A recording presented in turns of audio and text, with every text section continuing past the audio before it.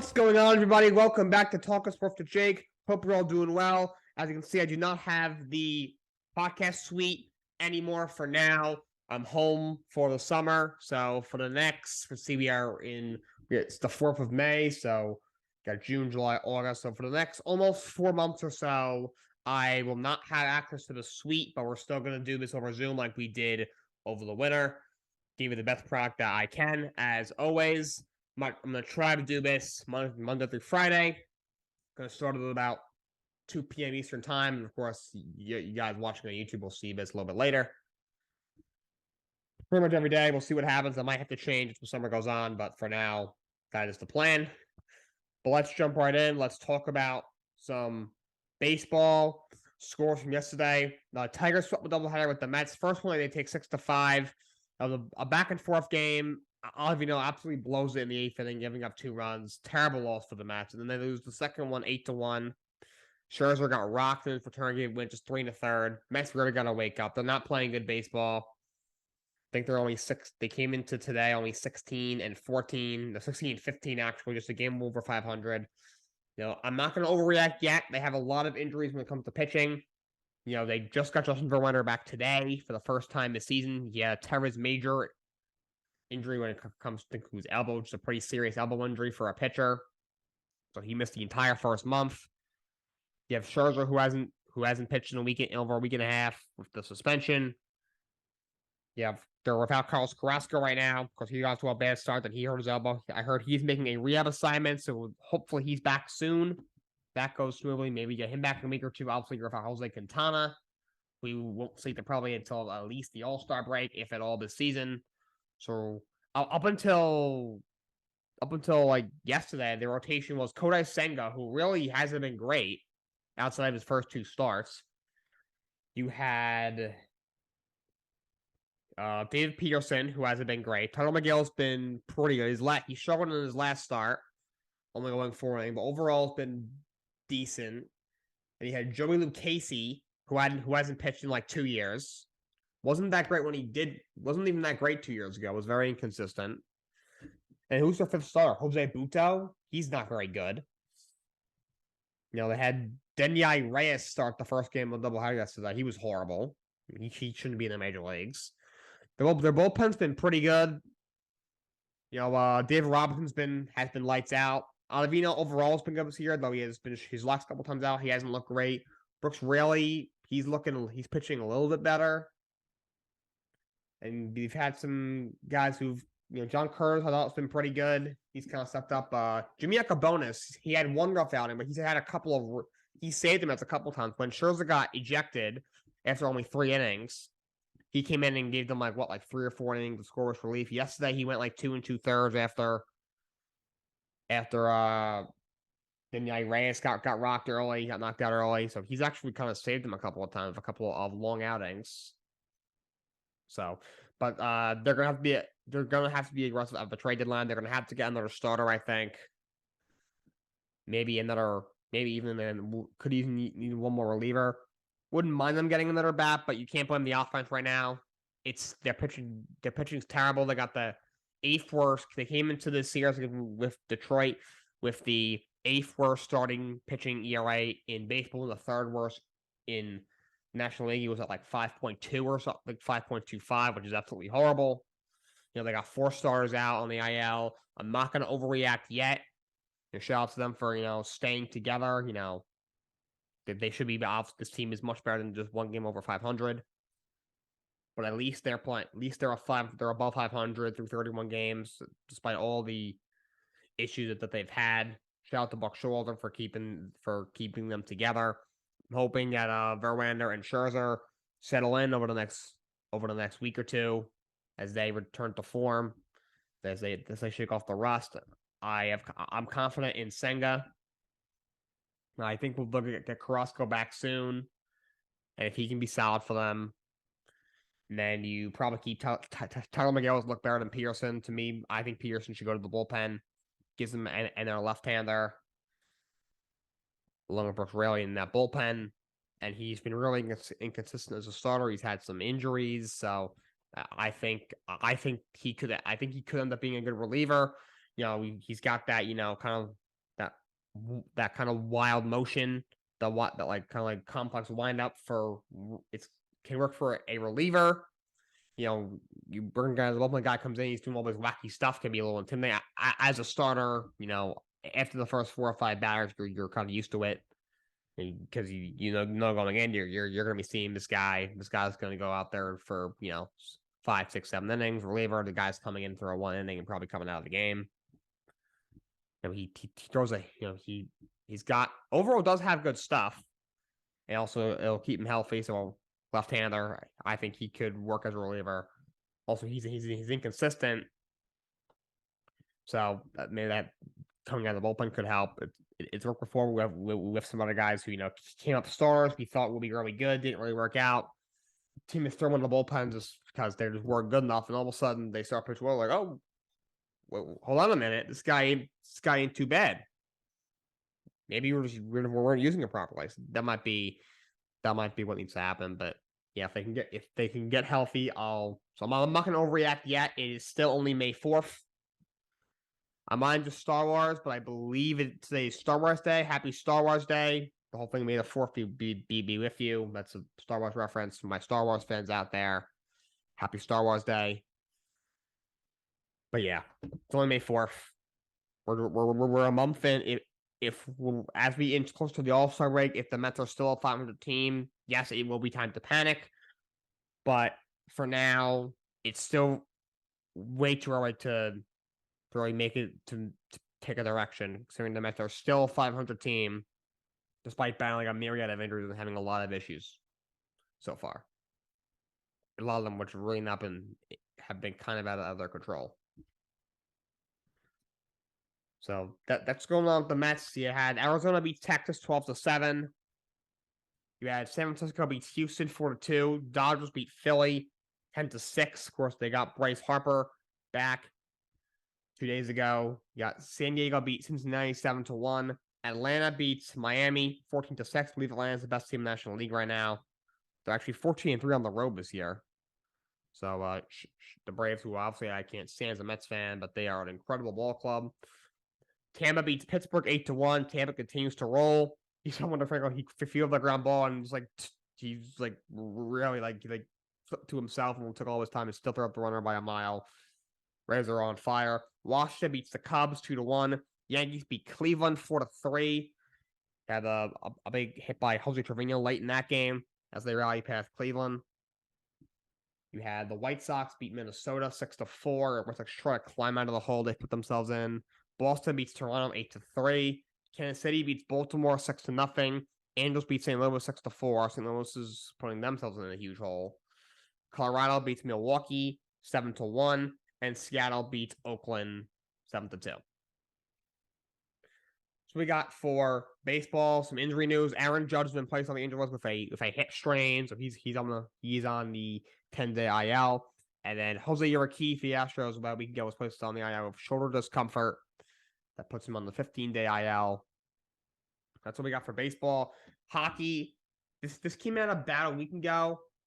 Ryan Reynolds, very famous actor. He's famous for his role in Deadpool. He plays Deadpool in the Deadpool films. Those are, of course, that's Marvel. He's in some other movies as well. He's in the movie, the Netflix movie with The Rock, the comedy came out a year or two ago. I think he's in Amityville Terror. I think he's in that.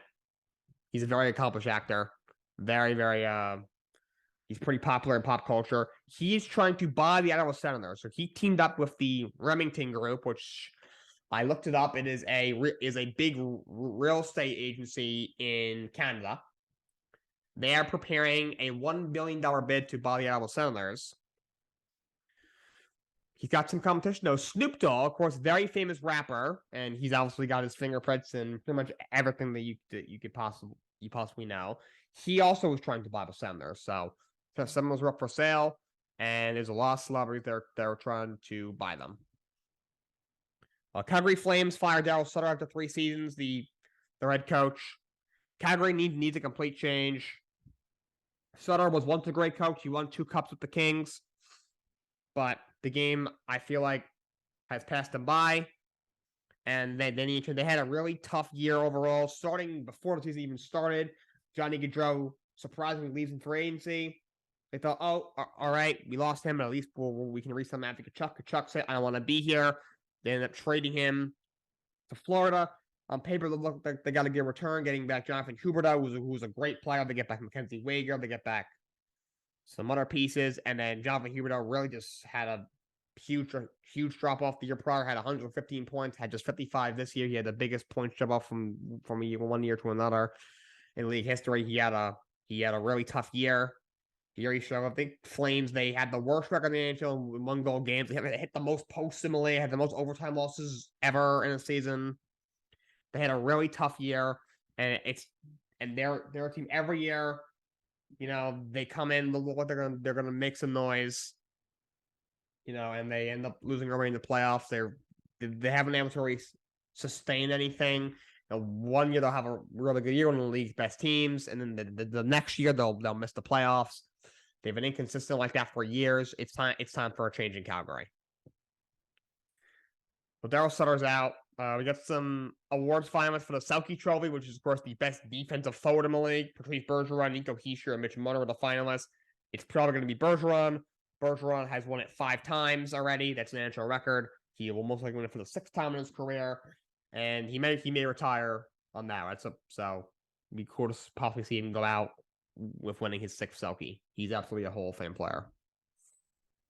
The Kohler Trophy for the best rookie in the NHL this year. The finals were named. They were Matty Beiners in Seattle, Stuart Skinner in Ottawa, not Ottawa, the Edmonton Oilers goalie, and Owen Power for the Buffalo Sabres. My pick is Matty Beiners. That's who I picked, who I want to win, and I think he will. He had the most points of any rookie in the NHL with 57. Also tied for the most goals with 24. I think it will be him, but you'll see what happens. Those are the finalists for that award. And moving on to the playoffs, we had some good hockey on. You had Florida beats Toronto 4-2 in Game 1. Carter Verhaeghe, who's had a great postseason, had a goal and an assist, 3 assists from Matthew Tkachuk. Sergei Bobrovsky made 34 saves. I still don't know why they didn't go to him in the first place, but thankfully Bruce Cassidy makes the switch to go. It was either Game 3 or 4 against Boston, and that was the right move. He has been fantastic in this postseason. He's the best. I know that contract has not worked out for Florida. It was horrible his first year, was better last year, was okay this year, but he's the best option for them right now. He's playing well. Florida takes Game 1 from Toronto. I think Florida might win that series. See, I think it was a little better than we thought. Yes, they only were 7. They only finished. They were the last team in.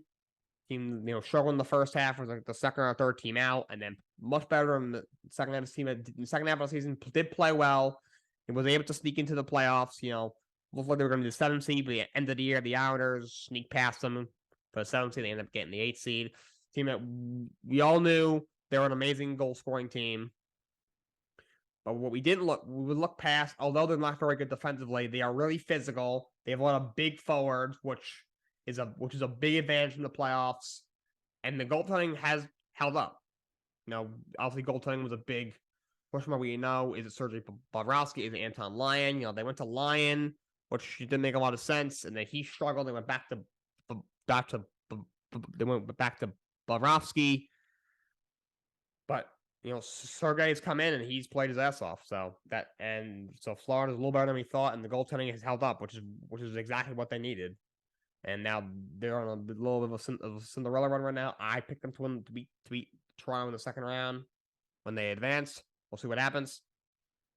You had Carolina beat New Jersey 5-1 in Game 1. Brett Pesky had a goal, 2 assists for Jordan Martinhook. Freddie Anderson made stopped all 7 key shots he faced. They chased Akira Schmidt just 11 minutes into the game. Devils, look, this is a team that went down 2-0 to a team that is better than them in the New York Rangers, had to go back to Madison Square Garden, and they came back and won in 7 games. They're a very resilient group. They're a great team. On paper, should probably go to the Stanley Cup. I think they should beat Carolina. I still think Carolina has enough goal scoring, and the winner of Toronto and Florida, I think they could definitely beat. So this is a team that has a chance to go to the Stanley Cup and possibly win the Stanley Cup. Vegas is really good. The winner that Vegas Edmonton series could easily go. I mean, you got Seattle's playing great. If they beat Dallas, you never know. Team has a chance to go to the Stanley Cup. And, they really got dominated. They obviously, the goaltending was not good. They played really bad in front of Schmidt. Lindros pulls them, and they went back to Vanchek, and it really didn't work. Vanchek wasn't any better. You only have 17 shots on goal. You cannot win when you're playing as bad as they did defensively. Only have 17 shots on goal. You should not be giving up 5 goals to Carolina. Carolina wins games, 1-0, 2-1, 3-2. They're a team that is great defensively. He's got good goaltending, but not a lot of scoring. And they should not be beating you 5-1, and that's what happened. New Jersey will have to regroup, but Carolina up 1-0 in that series in what was a thrilling game. Vegas Golden Knights beat the Edmonton Oilers 6-4 in game 1. They go up 1-0. Ivan Barbashev had 2 goals, a goal and an assist for Mark Stone, a goal for Chandler Stevenson, who had a breakout year. Shout out to Leon Draisaitl. He had 4 goals for Edmonton. He had all 4 Edmonton goals. Joe Pavelski scored 4 goals and lost. But Vegas takes game 1. That was an incredible game. They are up 1-0 in that series. The winner of that could win the cup. Those are 2 really good. Probably the 2 best teams left in the West. A lot of big names out. Obviously, the Boston Bruins, who had an historic regular season, they are out. The Rangers, who we thought Rangers were a cup contender, they're out. Tampa's won the East 3 years in a row. Won the cup 2 of those 3 years, they're out. Colorado, the defending champs, are we the best team in the West? The best chances to come out of the West, they are out. So it's wide open right now. In the East, it looks like the Devils might be the best team in the Eastern Conference right now. In the West, it's probably Vegas or Edmonton, but who knows? Seattle's playing great. You never know. If they get past Dallas, at that point, it'd be stupid to bet against them. On to basketball. Has some news. Chris Paul's hurt. He's out through game 5 with a groin strain. He's not as bad as what we originally thought, but he doesn't have a groin strain. He's day-to-day right now. Originally, they said he'd be out through game 5. I'm hearing now we're saying he's day-to-day, so maybe he comes back before them, but he did not play in game. I don't think he's going to play game 3, and I'm not sure if we see him until at least game 5. So he's out right now. Joel Embiid wins MVP. He averaged 33 points a game. I thought it was still Nikola Jokic. I think the MVP award has become like the best player in the league, the most valuable player in the league. That might not make a lot of sense. But, you could obviously the best player in the league, obviously for every single year for almost a decade, it was LeBron James. But the reason he didn't win MVP every year, he wasn't truly the most valuable. I didn't think. I think that's the reason people are like, how hasn't LeBron won 8 MVPs and only whatever it was 3 or 4 in the regular season? I thought Jokic was more valuable to his team. Just Embiid, of course, was amazing. He was the best scorer in the NBA this year. He averaging 33 points a game. He was good defensively. He was fantastic for the Philadelphia 76, helped lead into the 3rd seed in the Eastern Conference. And they have a chance to go to the conference finals now. I don't think they will, but it's still possible because you get him back in game 2. More on that shortly. But Nikola Jokic was putting up triple doubles, and there's been a lot of guys in this league who have put up triple doubles, but wasn't really helping their team for years. Russell Westbrook was doing that. After KD left in Oklahoma City, he was doing that. Really wasn't helping. OKC wasn't that great. When it was just him, they couldn't even make I don't even know if they made the play. Even when they got Paul George, they got bounced in the first round. He was doing it in Washington. Washington barely even made the plans, and then he was doing it in Houston. Houston lost him in the second round, and they had Chris Paul along with him too. Even LeBron James doing that last year, and Lakers couldn't make the plans.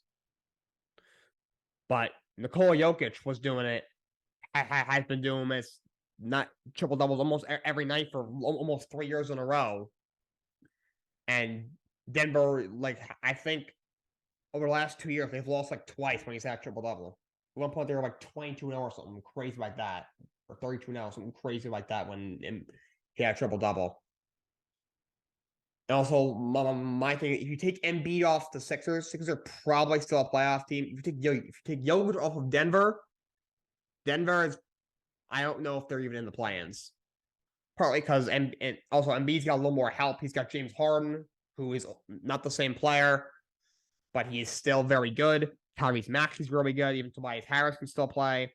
Denver's got Jamal Murray when he's out there, but he's always hurt. Michael Porter Jr.'s, I don't know what the heck happened to him, and that's really about it. So to me, I thought Jokic was still the MVP, but Embiid had a phenomenal year, and shout out to him. He's an incredible story. He started playing in Cameroon, a country that did not have a lot of money just overall. There's pictures and videos of him playing in like a ripped shirt, like the basketball courts over there. The nets are ripped if they even have nets. Went to Kansas. Was incredible. Was a top 3 pick. Had a lot of injuries his first 2 years with that foot. Didn't play his first 2 years in the NBA, and then finally comes out and has turned into one of the league's best players, and now wins MVP. He's a great story. Shout out to him. And Hunter Dickinson has transferred to Kansas, so he's a star big man in Michigan. We thought he might go to a draft this year, decided to stay, but transfer. He was a hot name. He was a hot commodity in the transfer portal, and the Kansas Jayhawks come out on top of him. That's big for a Kansas team that was a 1 seed this year in the tournament. Of course, got bounced a little earlier than we thought. I think from a Sweet 16. But now they add another playmaker to their lineup. For the playoffs, this happened a day or two ago, but Knicks beat the Heat 111-105 in game 2. They evened up a series at 1. Julius Randle, 25 points, 12 rebounds, 8 assists. Caleb Martin had 22 and 8. So Knicks evened up a series. Of course, Heat did not have Jimmy Butler, the sprained ankle. Considering he was smiling and waving to the Knicks fan after game 2, I expect him to come back game 3. That should be a great series. I hope my Knicks can pull that out, but it should go 7. But Knicks evened up a series. Celtics demolished the Sixers 121-87. They tie up the series at 1. Jaylen Brown, 25 points. I won't talk about this. I don't think Embiid should have played last night. I think that was a bad move. He did not look healthy at all. He didn't look healthy. I mean, he didn't play as much as he usually does, because by the time the fourth quarter came around, the game was over, so he really didn't play. So that's why he only played 27 minutes. But if the Celtics took game 1, I could see you bring him back.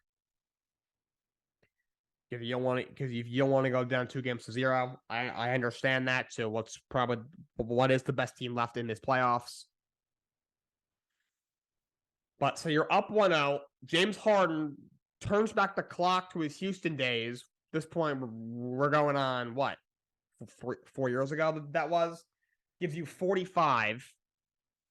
You haven't seen Harden do that in the definitely not in the postseason or even in the regular season, probably in 4 years. And then you win, and then you bring back Embiid, and then Harden at one point was 2 of 14. To me, that doesn't make. I don't know how that's possible.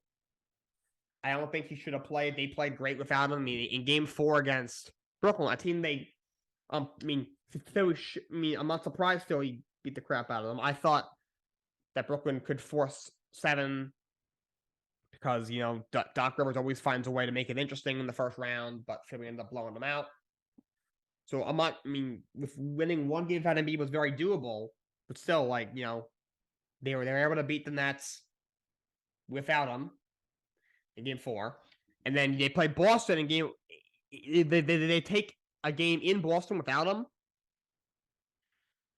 And the team overall played better without him. I know it's obviously self-explanatory. They won, game 1 they won, and then game 2 they lost by 34. But Harden dropped 45 in that game. He was 2 of 14. Tyrese Maxey was a whole other player in game 1 from game 2. I don't understand why they would bring him back. You're up 1-0, sit him another game, and if you win game 2, hell, all of a sudden, whoa, you're up 2-0 going back to Philly. You're in the driver's seat. At that point, now you just, all right, do we bring him back? Or do we sit him another night and just wait until we lose one? or I'm not much about to do that. I would probably bring him back game 3 no matter what. But up 1-0, so you're guaranteed to get a split at TD Garden. I would not have played him. I think that's why the Heat rested Jimmy Butler in game 2. He was hurt, wasn't really resting, obviously. But then you had Shams Charania, who's probably the second most legit NBA reporter besides Woj. He's a very, very reliable source. Said that he's questionable. The sprained ankle is not as bad as it looked originally. It looked really bad originally. We weren't sure he was going to stay in the game. He was limping up and down the court the entire rest of that game. But there was pictures on social media of him walking around in New York City.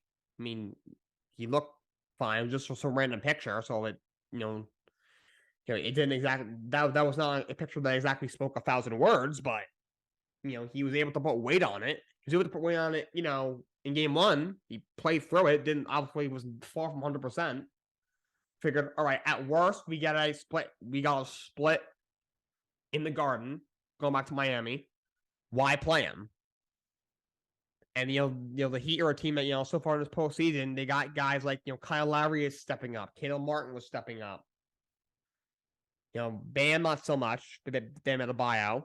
He hasn't had a great postseason, but even he had his moments. But Kyle Lowry was stepping up.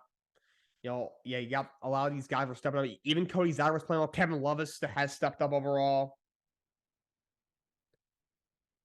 So look, why play him? And the game was close. So I'm as Knicks fan, I'm optimistic. I'm optimistic they win the series. I picked Knicks instead at the beginning. I'm sticking with that. But if I'm Miami, I can't. I can't. I'm not gonna be a homer here. If I'm the Heat, I'm feeling good. They got a split in the Garden. They took game 1 at MSG. They go to MSG, win the game with Jimmy Butler being basically irrelevant the last 5 minutes of that game. And and then near win in the game that they were in it the whole way. A loss they were in it the whole way without him in the Garden. You can't not be confident with that. If I'm Miami, I'm happy with that. That series goes to Miami, tied 1-1. We see what happens the rest of that series. Now let's talk some draft. Of course, the NFL draft was last week. I'm going to go through the first round. I'm going to give my thoughts on every pick. And then we're going to look at every team's draft as a whole, and I'll give my thoughts on that. So let's start with the first pick. Carolina Panthers took Bryce Young. Okay, look, Carolina, this is a turning point for the Carolina Panthers. This team, they have not had good quarterback play in years. Probably Cam in probably 2018 before his shoulder gave up on him. Last time Cam played a full season for Carolina was 2017. Since then, they've circled through quarterbacks. They tried Teddy Bridgewater, then they tried Sam Darnold. They went back to Cam. They tried out Baker Mayfield. Nothing worked. And then, so now they're obviously they make the move to trade up to the first pick. They sign Adam Thielen, they signed DJ Shark, they signed Miles Sanders, trying to give their rookie quarterback something to work with in year 1. Stroud was my number 1 quarterback ahead of Bryce Young. I'm a little concerned about Bryce Young being a little undersized. If he takes a bunch of hits, could that lead to some injuries? Alabama quarterbacks have been a little bit boom or bust. I think Joe Namath, way back in the day, is a Hall of Famer. But then you have, Mac Jones. We don't know yet. Tua's been a little underwhelming so far overall.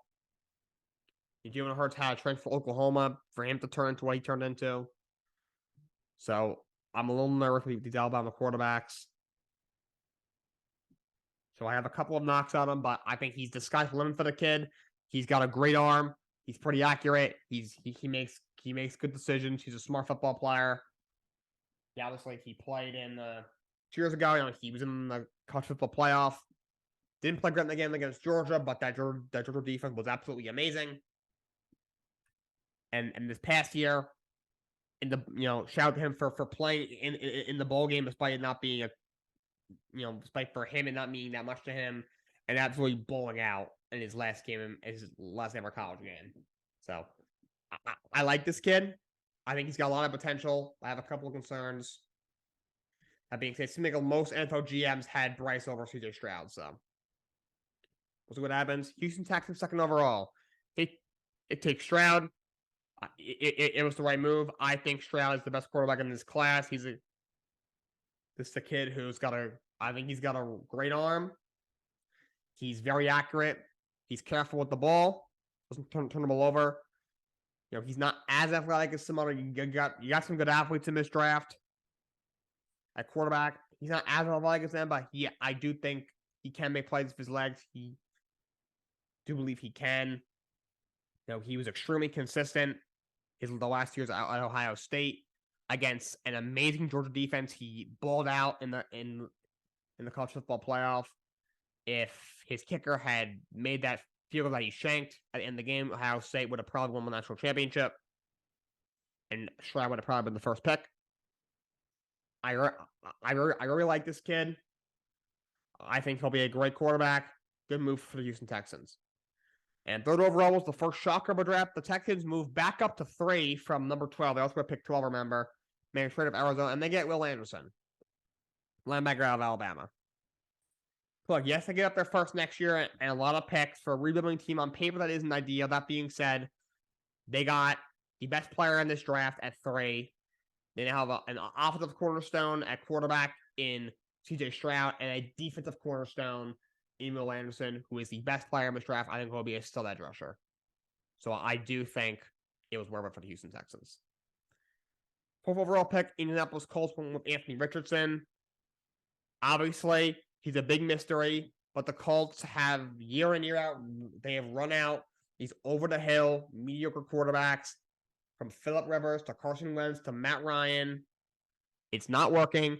They finally said, all right, let's go young. They got a young quarterback in Anthony Richardson, who's obviously an incredible athlete. He's got great size. Who's got a phenomenal arm. He can make a lot of plays with his legs. I know he only completed 53% of his passes to Florida, but I think at least part of that was on the terrible receiving core that Florida had.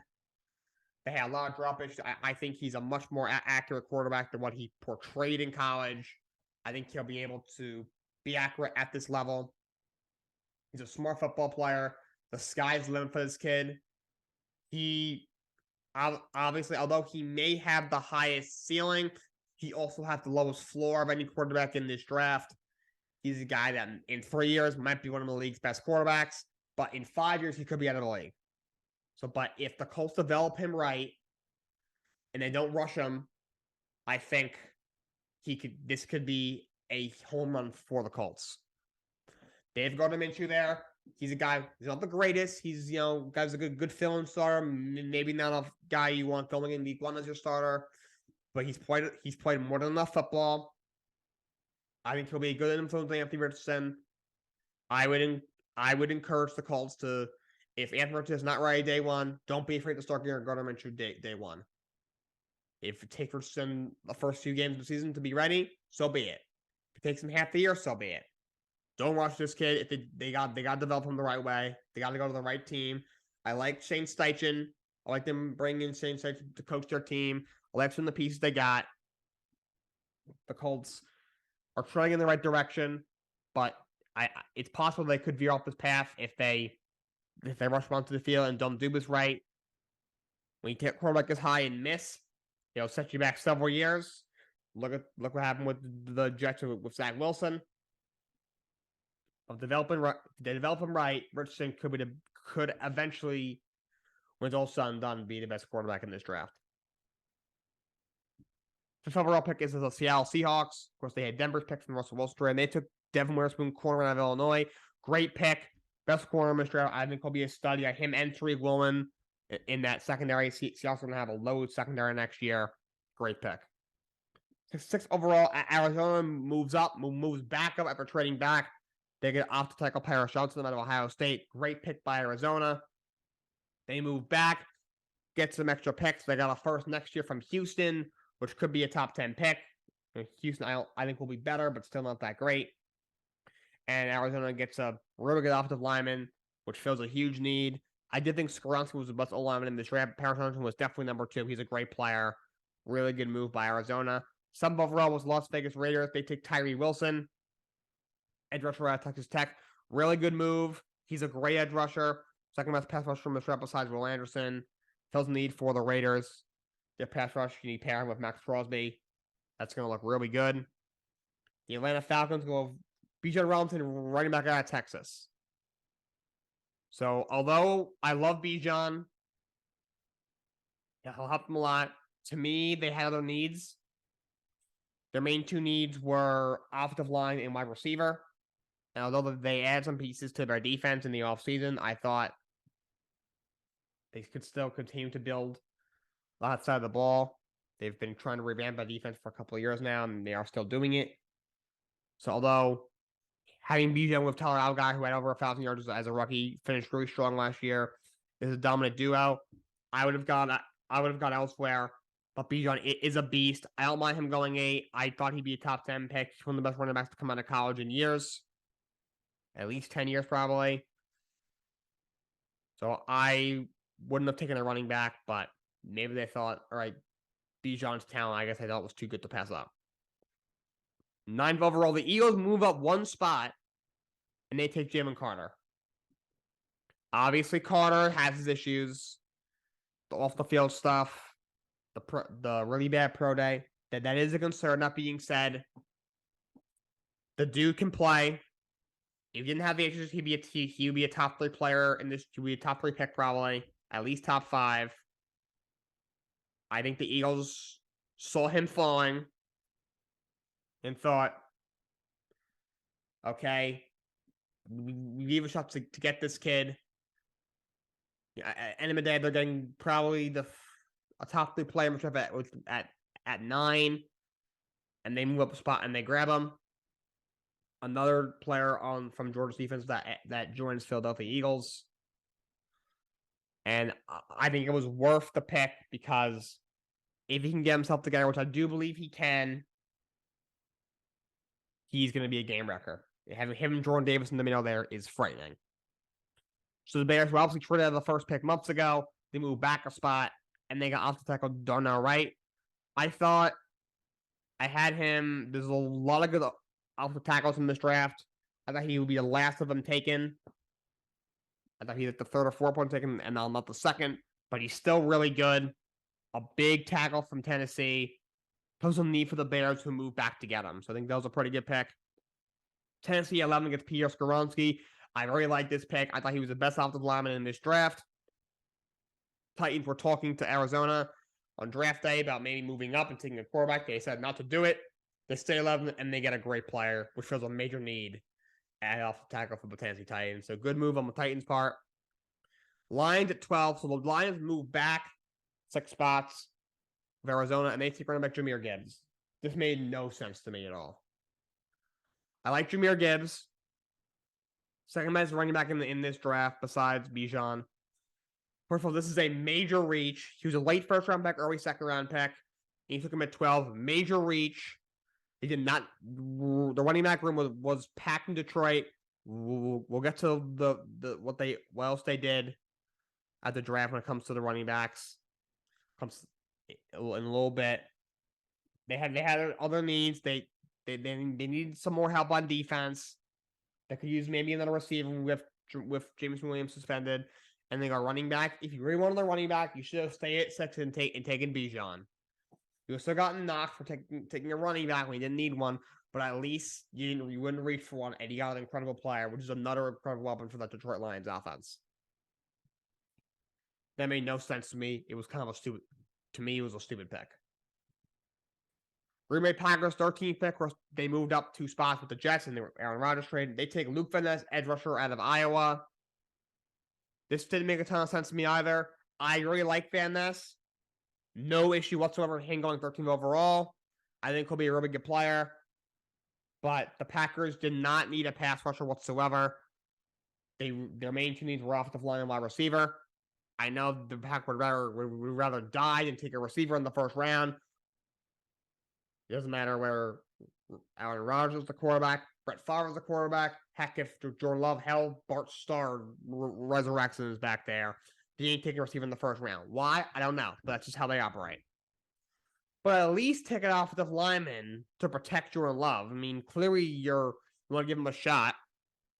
They're sticking with him. They gave him a contract that they guaranteed him $13.5 million through 2024. At least give him a chance. I mean, I'm not high on him. I've been very adamant about that, but you got to give him a shot. You traded up for him, and you traded up for him 3 years ago. You've sat on him for 3 years. At this point, the whole Aaron Rodgers thing, drama. Just throw him out there and see what happens. 14th overall, the Pittsburgh Steelers go with Broderick Jones, tackle out of Georgia. Of course, they trade up 3 spots to get him. Really good pick by the Steelers. This fills a need for them. Broderick Jones is a great player. I think he'll be a great tackle. That was a good pick by the Steelers. 15th overall, New York Jets. They take Will McDonald, the outside linebacker out of Iowa State. I like McDonald. I think he's a really good pass rusher. He's very athletic, but I think this was a reach for the Jets. I didn't think he was a first-round talent. I thought he was a second-round talent. So I think this is a reach. And it's not only what they needed. I thought, Nolan Smith, Kalijah Kancey made a little more sense. The guy they wanted got picked right before him. Belichick screwed the Jets. What else is new? I think that is literally what happened. I would not be surprised. I'm not even knocking Belichick. That's just cool chess, not checkers. I think the guy before him they had picked, and they were like, "Crap, we have to go to Plan B." And I guess for them that was Plan B. It was weird, like in the draft, they were all so excited. I was like, "Ooh, who's it going to be? Are we going to get possibly Nolan Smith?" And it was Will McDonald. I was like, I don't know. It's not what they needed, and it was a reach. So not a great pick, probably. I wasn't a huge fan of it, though I do like McDonald. I just wish they had waited a round to take him. 16th overall, Washington Commanders took Emmanuel Forbes, the corner out of Mississippi State. I like Forbes. I didn't think he was the best corner available, but I do like him, and I think he'll be a good corner, which fills the need for the Commanders. So it's a pretty good pick. Patriots move back 3 spots. 17th pick, get Christian Gonzalez, which is a phenomenal pick. Obviously, I can't stand the Patriots as a huge Jet fan, but this was a brilliant move by the Patriots. They get the second, if not the best corner in this draft, who's going to be a stud out of Oregon. He's a great player. It's a steal getting him at 17. Really good player. They got a lot of good young corners in New England. That was a very good pick. 18th overall, Lions were up again. They also have the 18th pick. That was their pick. They take Jack Campbell into linebacker at Iowa. I like Jack Campbell. I thought he was the best linebacker in this draft, arguably. But I thought it was a reach. I thought I had him going in the second round. I thought it was a complete reach. And to me, it didn't make a lot of sense. Lions could have gotten him in the second round. He's very athletic. I think he fits in Detroit's defense very well. But could have gotten him in the second round. So I didn't love that either. Didn't love what Detroit did in the first round. 19th overall was Tampa. They took Kalijah Kancey D-tackle at a Pitt. So the next best O-lineman was Anton Harrison. Was probably not worth the 19th pick, and that is Tampa's main need. Obviously, a quarterback, it is what it is. They brought in Baker to compete with Kyle Trask. We'll see what happens. But Kancey is a great player. Yes, I know some of the comparisons Aaron Donald are a little cliche because they're both played the same position, both went to Pitt. That being said, Kancey, there are some legit similarities to Aaron Donald. I'm not saying he's going to be Aaron Donald. I don't think anyone is ever going to be Aaron Donald. I think Aaron Donald is a generational talent. But I really like this kid. He's really athletic as an interior D line. I think he's going to be a game record for a long time. And that very deep front seven from Tampa continues to get tougher. You've not been able to run on Tampa in probably 3 or 4 years, and you still won't be able to run on them. I like the pick. When some people didn't think it was a great fit and thought something needed, I do like this pick for Tampa. 20th overall, Seahawks get Jackson Smith-Njigba. Love this pick for the Seahawks. He was the best receiver in this draft. I think it's still getting him at 20. That offense is very scary for the Seahawks. Having Kenneth Walker at running back, you have Lockett, you have DK Metcalf, who's a great player. Now you have JSN of Ohio State. Geno Smith must be smiling from ear to ear right now. This Seattle team looks really good. Shout out to John Schneider, who had gotten some criticism, from being not giving Russell Wilson enough weapons, but he got an amazing return for Russell Wilson, and he had a phenomenal draft this year, and even last year too. Getting Charles Cross in the first round to help the offensive line, and then you get Kenneth Walker in the second, and in the third, then later in the draft gets Tariq Woolen. He has, despite not giving Russ a better offensive line, overpaying for Jamal Adams, he has completely redeemed himself. 21st overall, Los Angeles Chargers. They get receiver Quentin Johnson. I really like this pick. I know the Chargers needed maybe a piece on defense. That being said, if you look at this defense, if they're healthy, they should be a lot better. I mean, the main concern there is Brandon Staley. I don't know why he sells a job, but that's another story for another day. I like Quentin Johnson at TC. I know he's not the fastest guy in the world, but he's a really good receiver. I think will be a great receiver. And now that Chargers offense is going to be insane with Keenan Allen, Mike Williams, and Quentin Johnson. Give some depth at receiver if Allen and Williams go down with injuries again. Allows, obviously they're probably going to have to go to a pass-heavy offense with Austin Eckler possibly getting traded. He doesn't want to be there anymore. So I think it was a solid pick.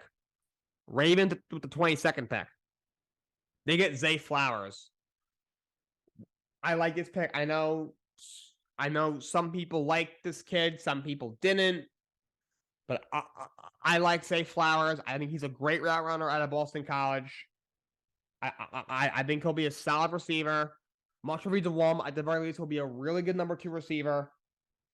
And the Ravens have had a very busy week. I've already given my take on the Lamar contract. It is what it is, but they got him back. Right now, you got to give him the best shot. And now all of a sudden, you sign OBJ. You draft Flowers. All of a sudden, this offense, which we thought could be pitiful, looks pretty damn good. And the Ravens look like a serious playoff contender all of a sudden. So, solid pick for the Ravens. Finally, looked like they may be giving Lamar some help. 23rd pick, Minnesota Vikings, take Jordan Addison. I really like Jordan Addison in Minnesota. I love him. I really wish they took a defensive back. They really need a defensive back. There's plenty of corners available in this draft. But I love Addison in Minnesota. Him and Jay Jetta, especially with Dalvin Cook possibly getting let go. Kirk Cousins must be smiling. I think they should have gone DB, but he is a great player. The receivers got 4 picks in a row. 24th pick. So the Giants move up 1 pick.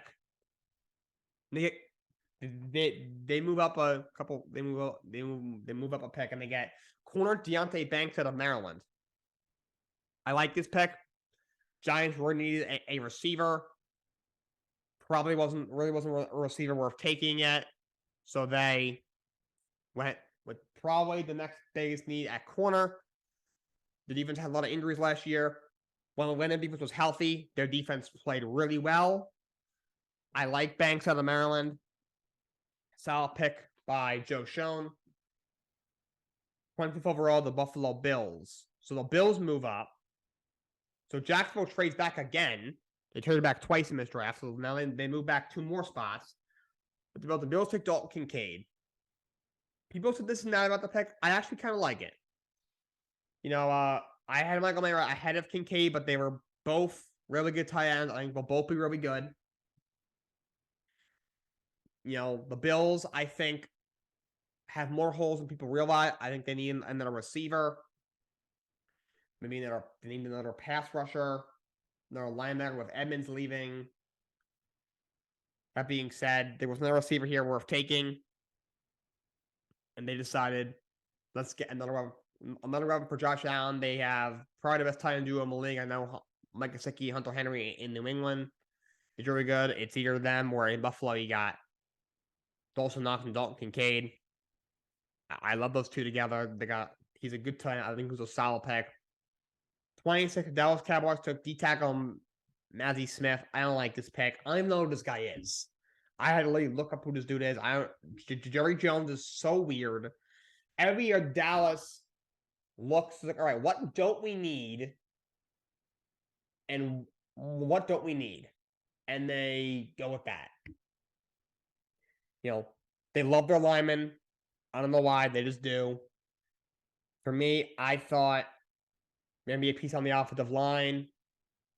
Maybe a linebacker. The D-tackle was not on me. This didn't make a lot of sense to me. 27th overall. That's who moves back twice. If you get the 27 back, they move back from 23 to 24, and 24 to, and then they move back from 24 to 25 and 25 to 27. They take Anton Harrison, out tackle out of Oklahoma. I think this is a good pick. I think a lot of people have him second round. I thought he was a late first rounder, early second rounder, so good value. He's, they properly rated him. The left tackle Cam Robinson is probably gotten suspended for a PD suspension, and he replaces and he can replace Robinson. And I thought Jackson needed another piece on the O-line anyway, so solid pick for Jacksonville. 20th overall, Cincinnati Bengals, and we have Miles Murphy, the end out of Clemson. So I didn't think the Bengals needed another pass rusher. I think they got a really underrated defensive line. I thought they should have gone defensive back, just so someone else besides Eli Apple can play corner for them, because he is so bad. Obviously you lose Von Bell and Jesse Bates, so it's just Dax Hill, he drafted last year, who I do like, and really not a ton else. So I thought this was a steal for the Bengals. Overall, it's a good pick. The New Orleans Saints have a 29th pick. They take D-tackle Brian Breesy. I think this is a good pick. Saints lost a lot of pieces on defense in the offseason. You lost Caden Ellis. You lose a few guys. They were over the cap. They couldn't afford to give all these guys. And they get a guy who kind of will help ease the loss of some of these guys. He's a good player. Another D lineman at Clemson. Good pick for the Saints. 30th overall for the Eagles take Nolan Smith. Absolutely phenomenal pick for the Eagles. Absolute steal. Nolan Smith's a very good pass rusher. A part of that Lobo Georgia defense. Eagles, last year you took Jordan Davis and Kobe Dean. Now you take, in this first round, you take Jalen Carter and Nolan Smith. That front seven might be the best in the league. All of these guys are all from Georgia's defense. It's crazy. Great pick by the Eagles. Absolute steal. 31st, there were only 31 picks in the first round. The Dolphins lost their first round pick for tampering. Chiefs took edge rusher Felix Anudiki Uzuma. I don't know who that is. I mean, Chiefs don't need a whole lot. I would have probably maybe went off of the line. I think that was a great pick, but as long as they have Mahomes, they'll be okay. Now let's look at everyone's draft as a whole. I'm going to go in alphabetical order. Let's start in Arizona. I think they overall had a really good draft. Obviously Paris Johnson. They got BJ Ojulari and edge at LSU in the second round. That was a good pick. His brother is on the Giants. Aziz Ojulari also an edge rusher. I think he went to Georgia. They had Garrett Williams, a corner. They got him at 72. They get a receiver at Stanford and Michael Wilson overall. I think it was a very good draft. Moving to Atlanta. I like him. I like them getting Bijan. Again, I thought that wasn't the biggest need, but he is a great player. weren't on a lot of picks, but I just like him getting Matthew Bergeron, the guard at Syracuse at 38. Zach Harrison, the pass rusher at Ohio State at 75. Overall, it was a pretty good draft for Atlanta. The Ravens did a good job, I thought. They get a receiver in Zay Flowers, another team not on with a lot of picks. Tristan Simpson, linebacker out of Clemson, I like. So, I thought the Ravens did a good job. Hopefully, for their sake, they can make some noise because they paid a lot of money. But Buffalo Bills, I thought did a good job. The tight end Kincaid in the first round. I love them taking Osiris Torrance, the guard out of Florida, at 59. He's a really good player. I thought he could have slipped into the end of the first round. But they get him at the end of the second round. Good pick. Fills a need for the Bills. Shout out to Brandon Beane for that move. Carolina Panthers they gave up so much to get the first pick. They didn't have a lot of draft picks, but I do like them taking Jonathan Mingo, the receiver at Mississippi, in the second round. Another one for Bryce. So overall, it was pretty good. The draft concern, they didn't have a lot of draft picks besides the first pick. The Bears, did a pretty good. The Bears did a good job. Obviously, you move back to get Donald at 10. You get Tyreek Stevenson in the corner at Miami at 56. You get Zach of 2Cs, the tackle, South Carolina at 64. I like the receiver Tyler Scott. You get at 133 at Cincinnati. They did a really good job. Bengals overall did a pretty good job. You get a great player, Miles Murphy, and you get another DB out of Michigan corner, DJ Turner II. I like Jerome Battle safety out of Alabama. Alabama produces great DBs. I think they had a decent draft. Then you had the Cleveland Browns. It was pretty good. Didn't have a first round pick because of the Deshaun Watson trade. But I like Cedric Hill on the receiver out of Tennessee. Didn't have a second round pick either. You get him in the third round. I really like DeJuan Jones, the O tackle they took at number 111. They get a center out of Ohio State very late at 190 in Luke Weipler. So overall, they had a pretty good draft. They didn't have a second round pick because they gave that to the Jets for Elijah Moore. Dallas Cowboys. Draft was okay. I think they may have missed in the first one getting Mozzie Smith. I think they reached for Luke Schoonmaker at the end of a second. I do like them getting Deuce Vaughn in the second round. They're running back out of Kansas State. Dallas likes the two back south. So you cut Zeke and now you draft Vaughn. Save some money there. Denver. I had Denver concerned they had no picks. Did a pretty good job. They very early in the round, they move up and get Marvin Mims, the receiver out of Oklahoma. I like him. Of course, his brother is Denzel Mims, who obviously didn't work out for the Jets. He is still there, though. And I love them taking Drew Sanders, the linebacker out of Arkansas, one of the best linebackers in this draft. You get him in the third round. I like them taking him. You take a center, Alex Forsythe, out of Oregon, late. So I do, because considering the Broncos didn't have a first round pick, they did a pretty good job. Detroit Lions, I did not like what they did. There's a couple of picks I like. I like them getting Brian Bridge at 45, absolute steal, sit the L of Alabama. I do like them taking Hendon Hooker in the third round. I think Hooker's chance to be a very good quarterback. Sit for a year or two behind Goff. But complete reach for Jamar Gibbs at 12. I think they reach for Jack Cameron, the linebacker at 18. Even Sam Laporte, but tight end at 34. They reached for. I thought he was the third best tight end available. Probably, the third best tight end available. So I like the getting Branch from a second and Hooker in a third, but the rest of the draft was very questionable. You had the Green Bay Packers. Draft was okay. This team has been famous for not drafting well. Van Ness didn't make a lot of sense, but he is a good player. Get tight end Luke Musgrave out of Oregon State. What I do like, this is a good tight end draft, but I think it was. I think he was the best tight end available. Jane Reed at Michigan State's pretty good. Sean Clifford, dick a flyer on him. We'll see. I don't have any comments on him, but we'll see. You get a kicker, which I don't even mind that. It's the 5th round. Mason Crosby's getting older. He's pretty old. I don't mind that. It was okay. Houston Texans, they did a great job, I thought. You get Stroud and Will Anderson. You get a similar Juice Scruggs at a Penn State. You get I like Tank, the other receiver. Get him a 3rd round. Stroud one of them. He gets them. I like what the Texans did. Then the Indianapolis Colts, obviously you get the guy they think is their franchise quarterback in Anthony Richardson. I like them getting Josh Downs, receiver, in the 3rd round. I love them getting I'm gonna pronounce this wrong. Adewale Adebawar. I'm gonna have to work on that.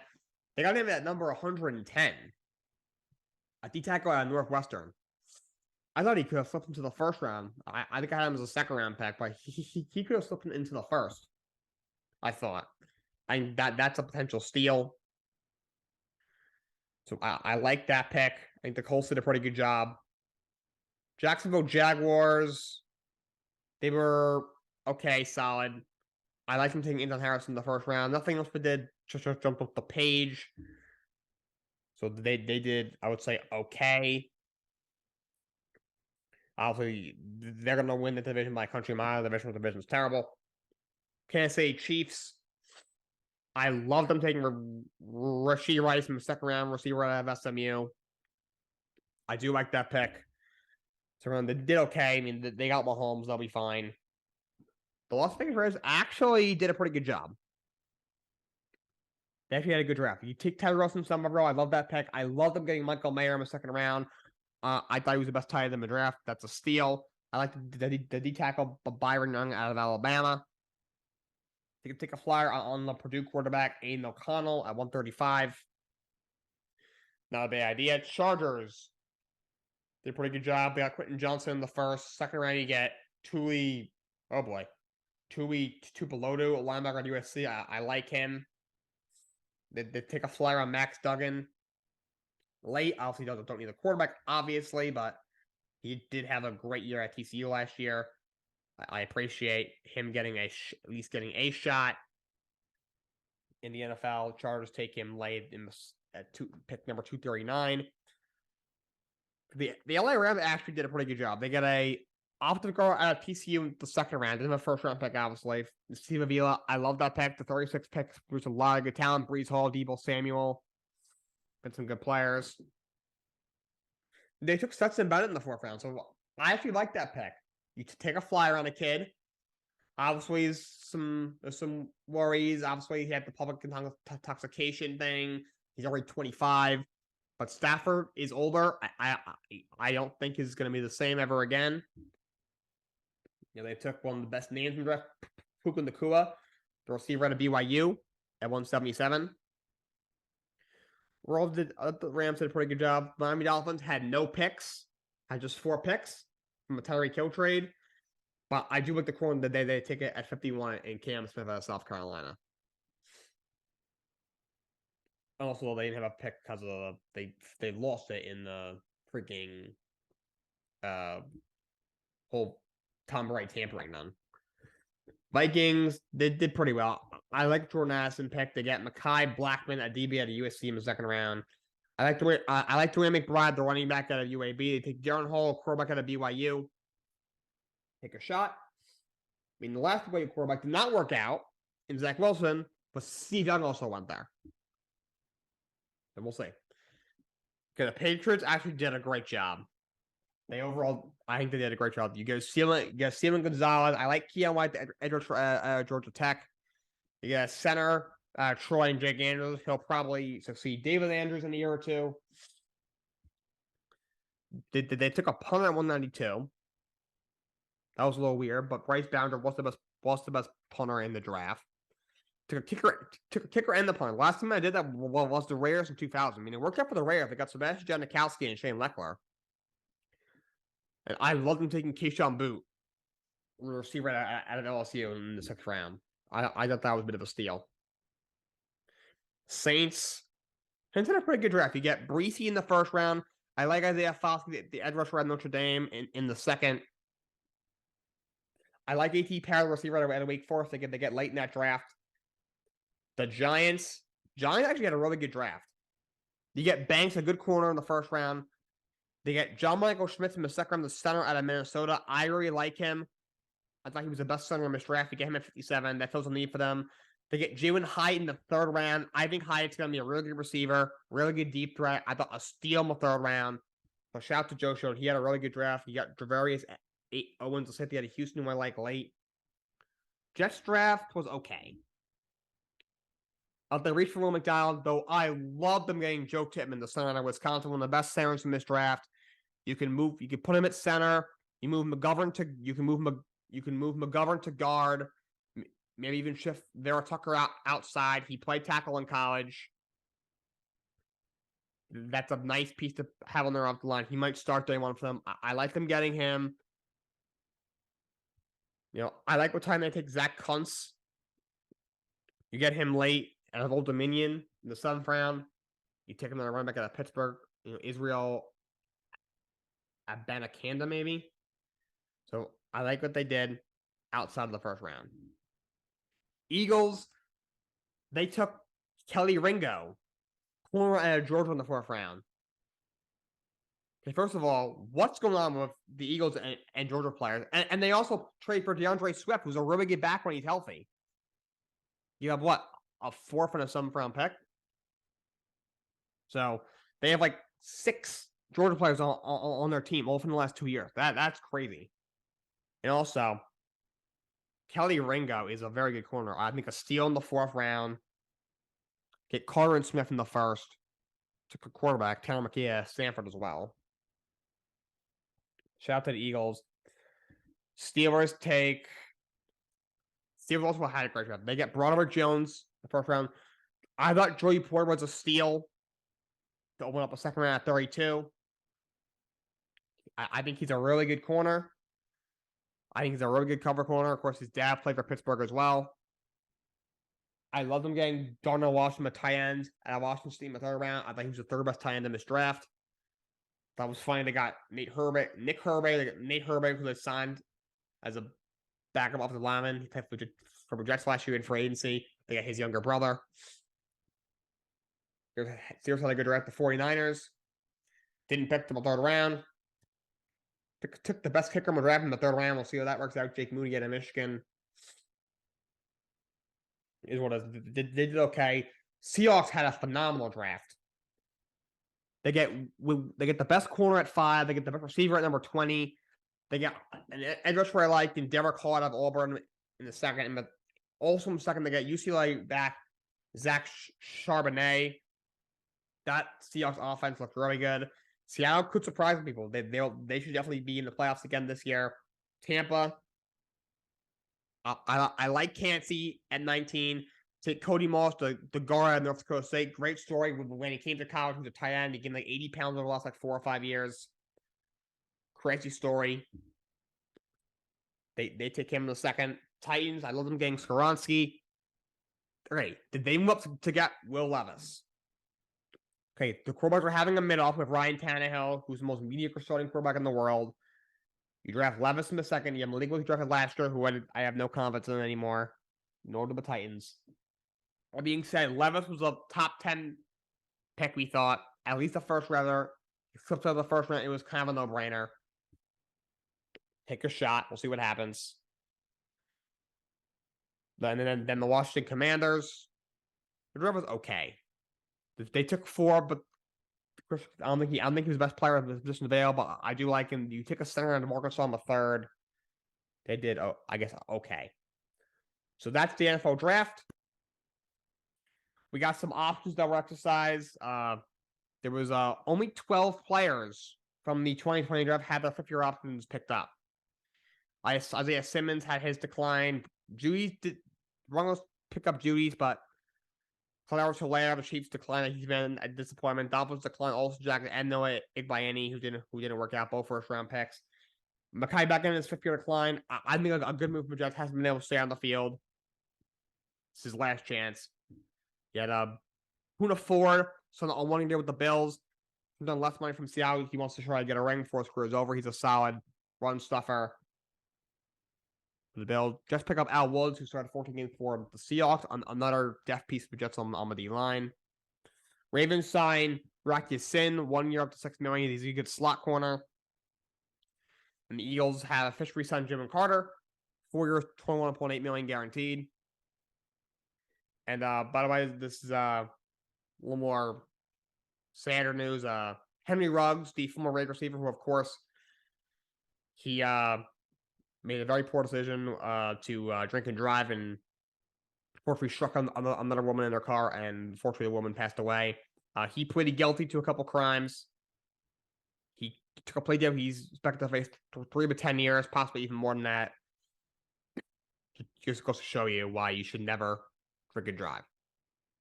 Call an Uber, do something else. Just want to share that with you guys. Don't have too much else for you guys. Talk about some golf. The Wells Fargo Championship is currently underway. Kevin Streelman was leading earlier today. I'm not sure if he still is, and he still is. He is tied for first with Kaylee and Trevor Moore. I'm not too sure those are, but that's what's going on in the Wells Fargo Championship. The match is back. The whole comical little golf match for charity between all the celebrities. It will be Steph and Clyde versus Mahomes and Kelsey on June 29. Should be a lot of fun. And for wrestling, back in 2020, Sonya Deville had a stalker, and he was just sentenced to get 15 years in prison. I'm glad Sonya Deville can move on with her life and continue to wrestle for WWE. All right, that's all I got for you guys today. I'm not gonna. I got some things coming up this weekend. I'll be in Jersey, and then starting the 16th, I'll be on vacation for about a week and a half. So I'm gonna take a little bit of a break soon, but I will be back tomorrow. Until next time, so long. Have a great day.